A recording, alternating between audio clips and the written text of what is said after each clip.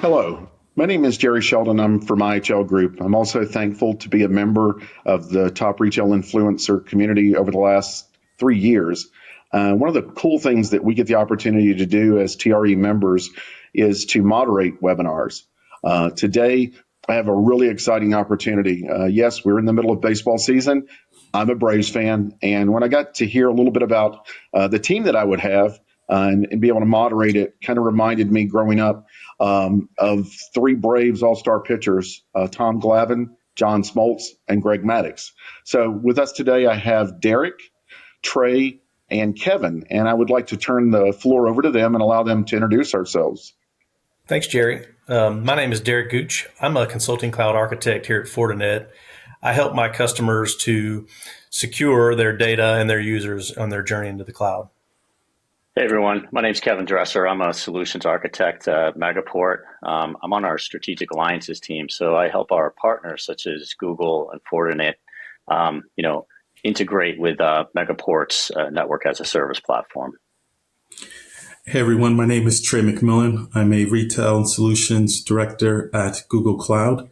My role is to work with retail and CPG clients to help them digitally transform. What we're seeing is many of them are focused on trying to delight their customers. So we look at leveraging the power of the cloud, as well as new technologies like artificial intelligence and machine learning to enable this. Outstanding. Thanks so much, guys. And I do want to remind our audience, we hope to have time for a little Q&A at the end. So I want to encourage you guys to use the chat features, share with us any questions that you have, and we'll do our very best at the end to address those.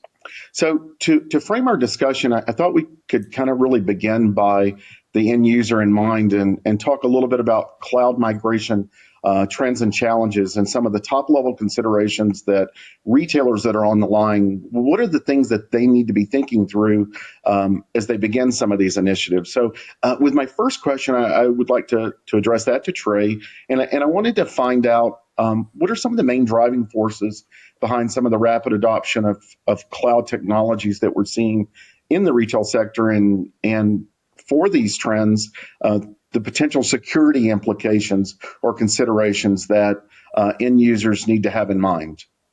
No, that's a great question, Jerry. What we're seeing from a cloud perspective is that agility is a key driving force behind the adoption of cloud technologies. Many organizations are focused on delighting their customers. They're also looking for ways to become more agile. They're leveraging cloud technologies to help them increase the velocity of which they're able to provide new features and functions to their customers as well as to their team members. We also see a lot of our customers really interested in gaining business insights from their data. The cloud enables them to democratize that data and really break down a lot of the silos that exist.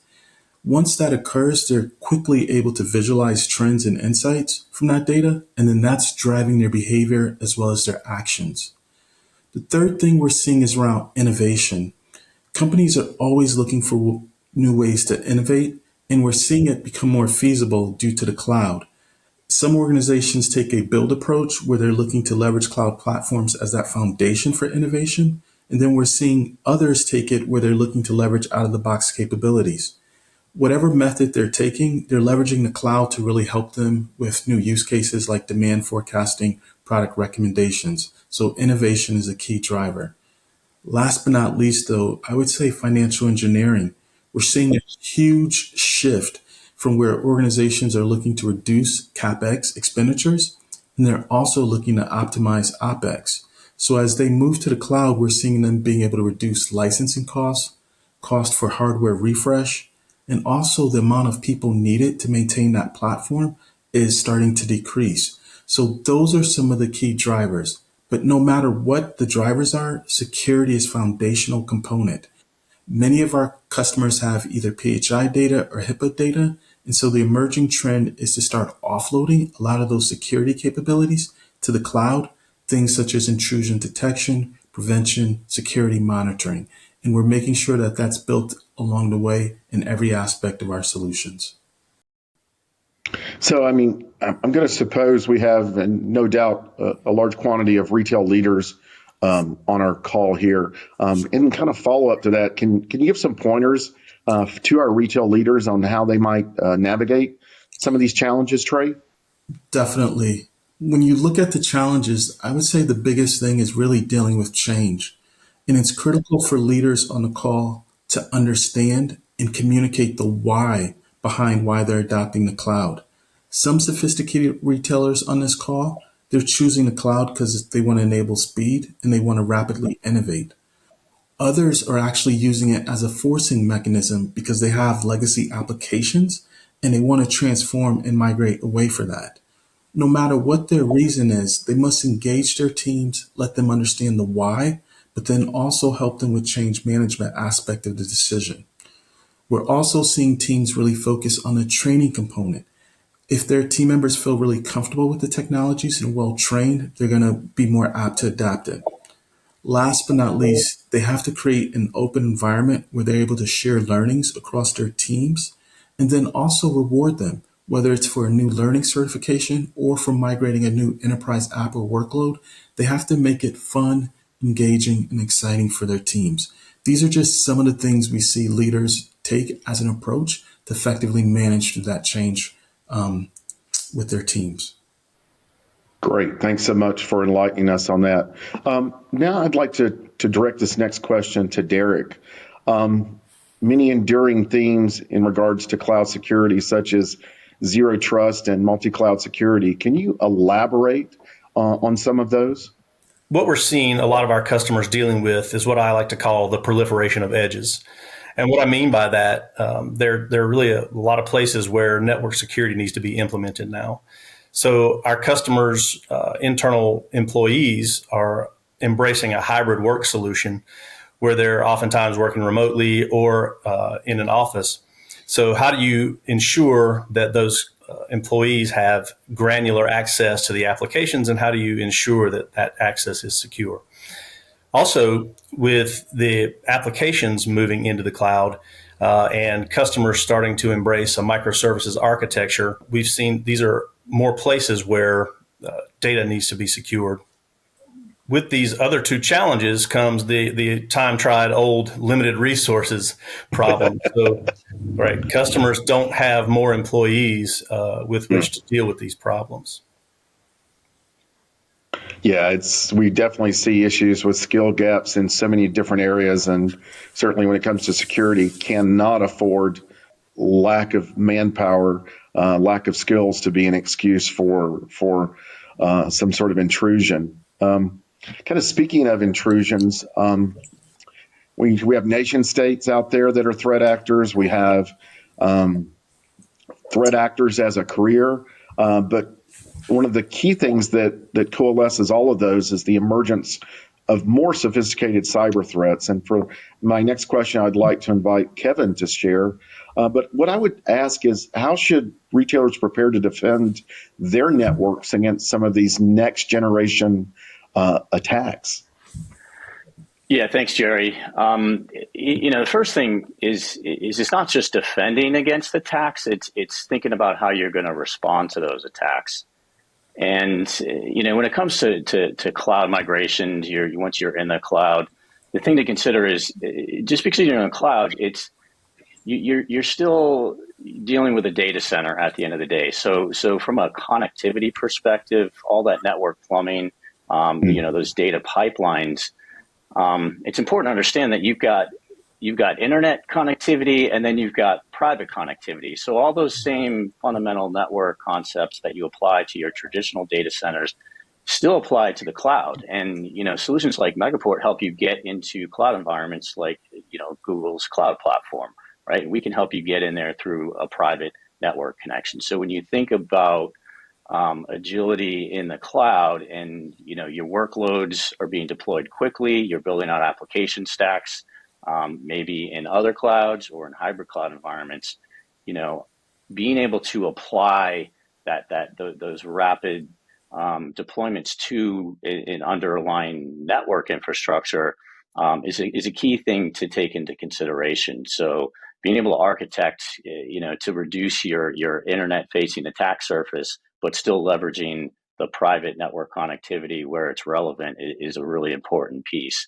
And then the last thing is, again, about that, the ability to respond, leveraging, just like you leverage automation for, deploying and managing your cloud workloads, taking those automation concepts and tools and applying it to the underlying network really aligns the whole solution so that, your teams, it's the people, process, and products that really make it all work. So being able to tie those things together, I think, is an important thing to, consider when you're building out how you're going to handle security, both now and in the future. Really, really good points. So I'd like to turn our conversation a little bit and start to begin to look at this massive balancing act that I see underway, and I'm guessing you guys do as well. Here we have retailers, and they have this need to move more and more content to the cloud, thus leveraging hybrid and multi-cloud solutions. But there's no free lunch, because at the same time, they need to balance that with just to be able to support more organizational transformation and then not inhibit growth along the way. To me, it's almost akin to being a racing pit crew and be told, hey, I need you to change the tires, but also change the tires while the car is moving. Not an easy task. So for my next question, I want to, again, turn back to Derek here. I want to ask you, how do you think retailers can accelerate their journey to the cloud while ensuring secure practices are kept and that the network maintains optimal performance? Sure, thanks. I think I would say embrace a platform approach. And what I mean by that, I don't just mean from your security vendor. I mean internally. So Trey mentioned earlier about breaking down silos, and I think that's really important in the journey to the cloud to consider your team as a platform, sharing data between teams and the thought processes and all of those things together lead to a more secure environment. And then also from a platform perspective, I think it is useful to be able to have different parts of your attack surface be secured by a platform. And what I mean is, taking advantage of API integrations with both cloud service providers as well as third-party or other security vendors, and being able to share threat intelligence and network data and intelligence throughout the security infrastructure, I think is a really big deal for customers as they move into the cloud. Absolutely. Now, Kevin, from Megaport's perspective, what would you say are some of the key considerations for implementing these hybrid or multi-cloud solutions that we're talking about? Yeah, that's a great question. And sometimes though the terms hybrid cloud, multi-cloud, kind of get blurred. But from a network perspective, understanding the fact that your application stacks are very likely now going to be distributed, right? Where they may have lived in one or two data centers, they're now distributed across multiple data centers, multiple cloud providers, could be distributed globally, right? So understanding, from an application perspective, where the traffic needs to go from point A to B, right? Whether it's a user accessing an application or a workload in one cloud communicating with a workload in another cloud to complete a transaction, right? So, understanding that is important because you had the luxury before of those workloads and users, being in, maybe in the same physical location where now they're distributed. So you got to understand, all right, what are the performance implications of a hybrid cloud architecture, right? And then take on top of that, what are the security implications and how do I build that plumbing, those data pipelines around, what's required, at the end of the day for those applications to function properly. So taking that into consideration and being able to have the tools that a provider like Megaport can deliver is something that you can really apply to help with that transition into that multi-cloud hybrid cloud architecture. Yeah, as you were speaking, this question comes to mind around Agile Connectivity. So I mean, what role does this agile connectivity play in optimizing networks for efficiency for retailers? Yeah, that's a great question. I'll give you an example of a customer we've worked with. They're a global retailer, and they came to us a few weeks before the big holiday shopping season. Right, it was a couple weeks before Black Friday, Cyber Monday, and then the holiday shopping season. Right, so they were gearing up for that piece of what probably would be their largest source of revenue for the whole year, and they were experiencing some issues with one of their local private network connections, and so they came to us to understand how can they build in some resiliency going into this peak retail season. And we were able to help them quickly deploy one of our virtual network constructs, actually using a virtual FortiGate appliance.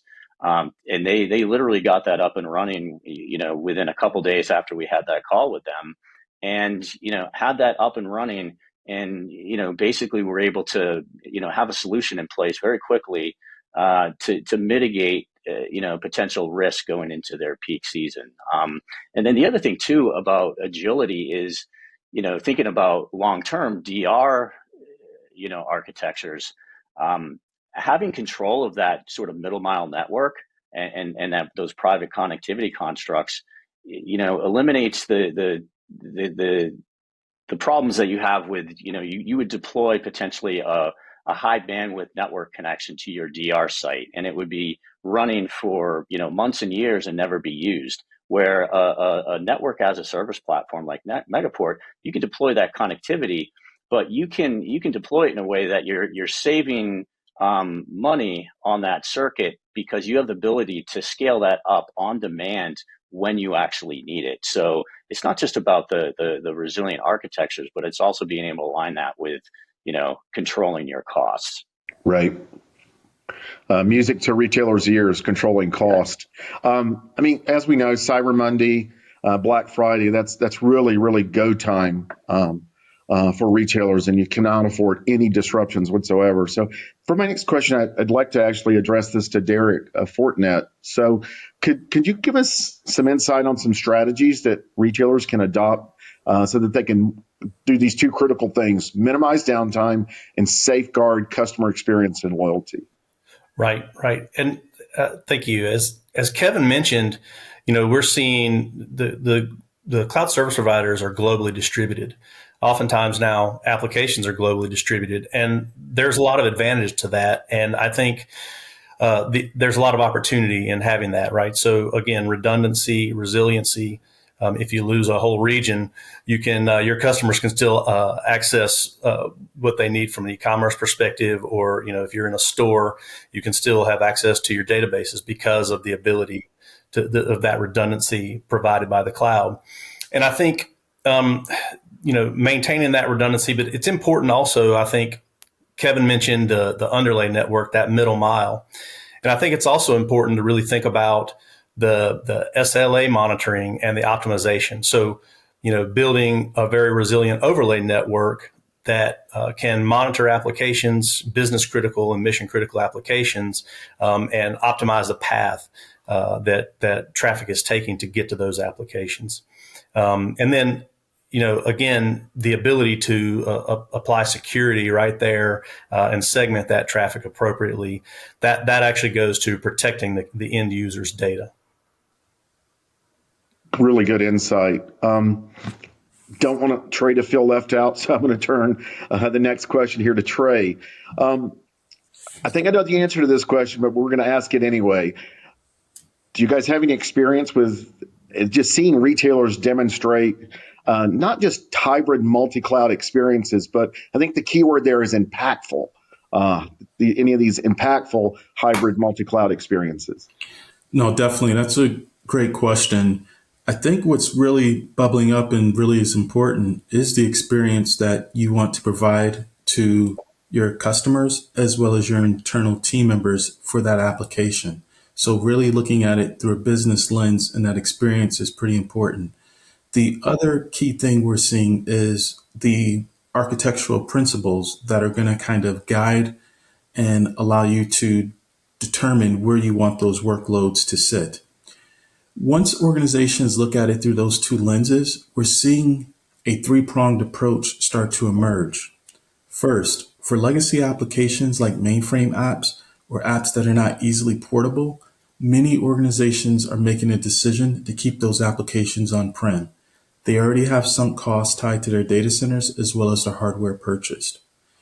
Second set of apps we're seeing are productivity apps and business apps. Many of them are looking to make sure that those apps reside in the cloud that it was designed for, i.e. SAP, RISE, etc. There's a third set of apps where you're looking at cloud native, net new applications that are being built leveraging a microservices approach, or even apps such as e-commerce apps that are really designed and focused to provide a superior experience. Those workloads are residing in the cloud. The common thread that you're seeing, though, is that organizations want to be able to harness the data from each of the applications, no matter where it resides, so that they can get the insights. So that's what we're really seeing. Allow the apps to sit in the area where they're designed for, that they have the strength to be contained in, but then make sure you have access to the data so that you can provide those insights. Right. I mean, it certainly has to be comforting to our audience here to say, hey, you're not pitching a one size fits all approach. You're coming in the market with something that's flexible enough to manage the problem and to utilize and optimize the data where it sits. And we know from the complexities of retailers and where their data sits, it's really all over the place. And there's certainly a lot of mainframe still out there. And can be surprising how much mainframe there is still out there. So as we continue our discussion, I know we really began by saying, okay, what are some of the key considerations? Then we've moved to challenges. And now what I'd like to do in the remaining time that we have is I just would like to look at some of the tangible business benefits that retailers might expect to achieve from looking at this Google, Fortinet, and Megaport team. Really, in a nutshell, I really would like to look at how the sum of this relationship, how the sum of the offering is actually greater than the individual parts. And for that, with my first question, I'd like to, again, redirect us back to Trey. And I want to ask, how are retail brands utilizing data in innovative ways to enhance customer experiences as well as optimize operations? Yeah, one example that I could think of that saw a retailer be very innovative was dealing with a large grocer. They had asked Google to partner with them as well as systems integrator to build a real-time associate productivity tool. The organization wanted to kind of match the store associates with the most important activities that were required to serve their customers, to operate the store, but also handle a variety of unplanned activities that usually occur during the day. To make that happen, we created a solution that integrated real-time existing sales data, delivery data, inventory, and associate data into one platform. We leveraged pre-built machine learning algorithms to improve labor forecasting, to provide end-to-end visibility for their inventory, but also to limit out-of-stock experiences, as well as automate the task recommendations for their team members. The result of this was that we were able to kind of provide visibility into discrepancies between labor hours that were scheduled and the actual expected labor needed. This allowed them to increase productivity by 20%. We were also able to track real-time ETA of incoming trucks, the cases on the trucks, as well as the planned allocation across aisles. This allowed the retailer to reduce waste as well as ensure that the products were in stock. But last but not least, it was around task management. We wanted to make sure that the store associates were able to focus on the highest prioritized task and made sure they were able to complete that during the sessions and the shifts that they worked. This allowed them to really move forward in improving productivity as well as reducing cost.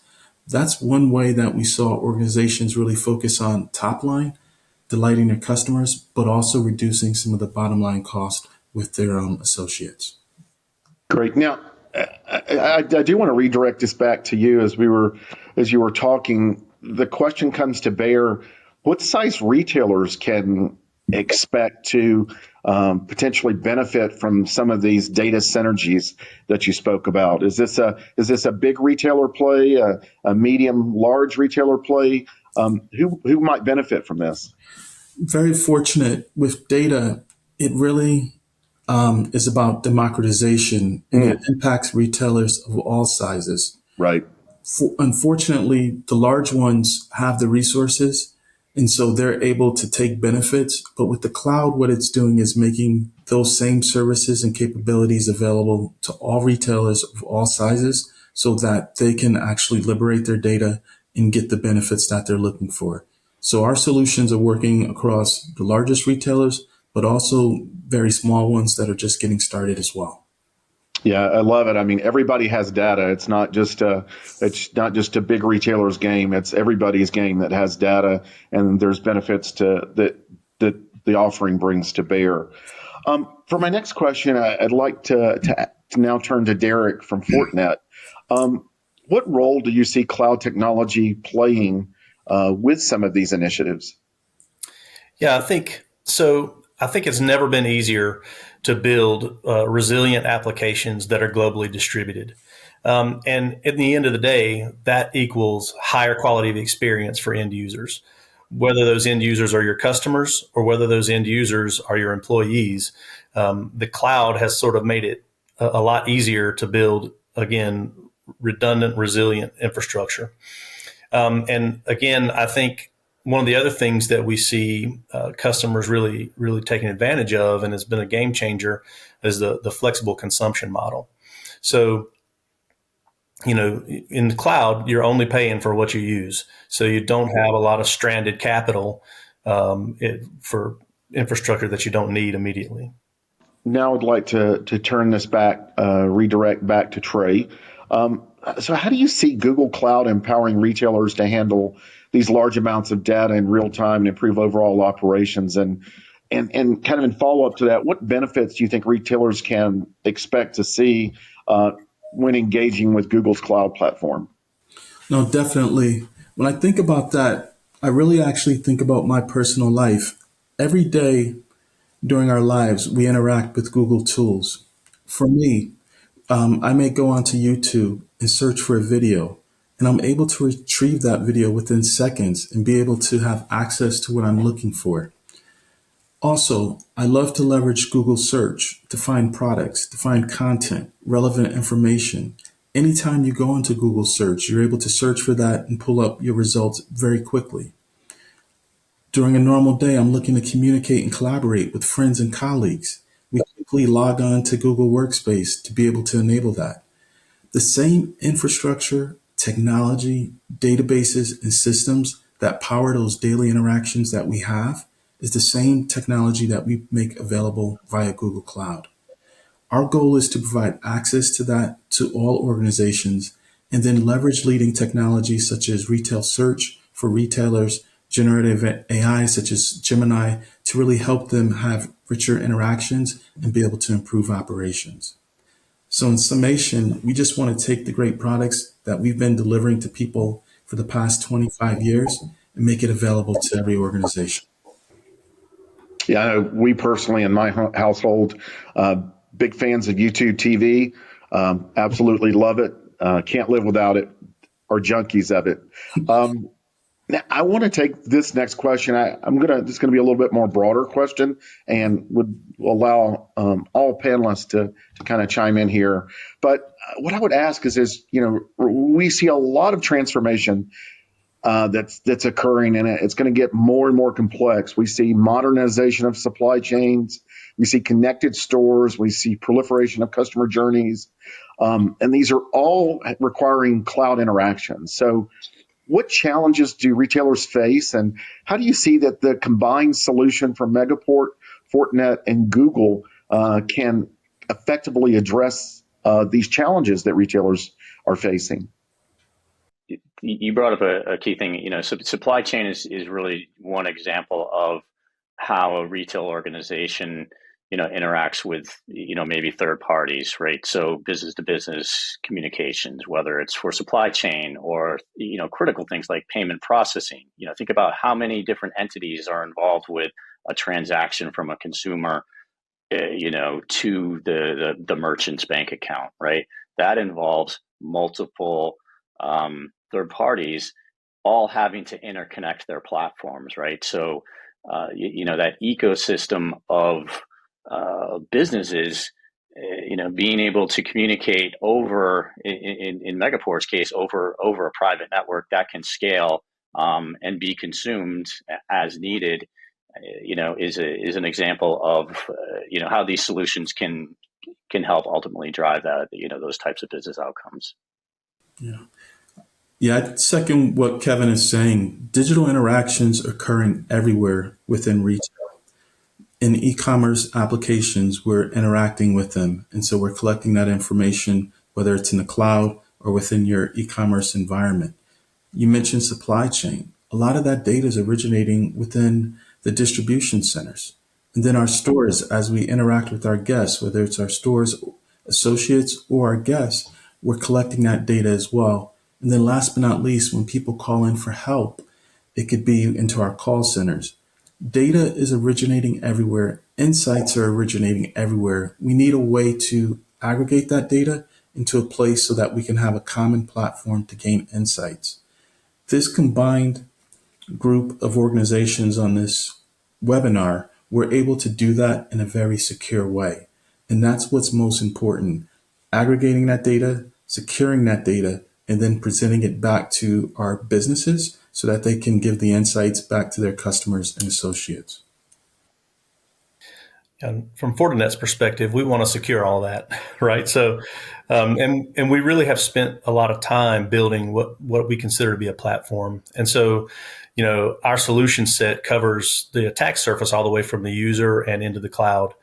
And kind of part of that, we've spent quite a bit of time in partnering with Google specifically, as well as Megaport, to build integrations with key products within those organizations so that we can help our customers take advantage of all the metadata and the information that's available.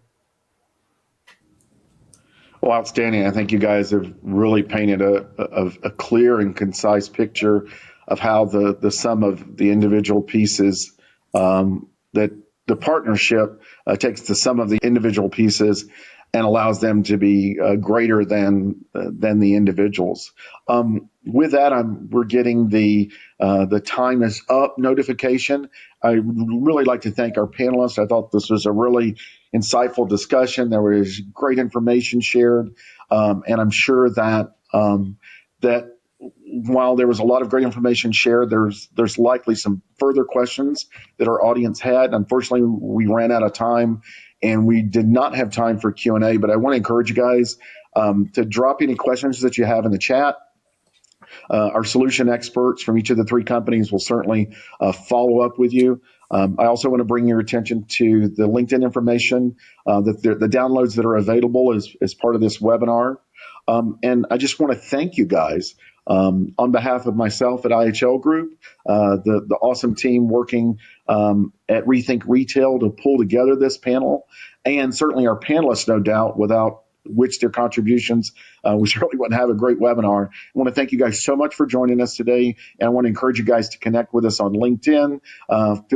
Please feel free to reach out to us, and we're happy to get you guys any additional information that we can to help you guys facilitate your journey in this complex cloud environment that we're all faced to innovate in a very rapid pace.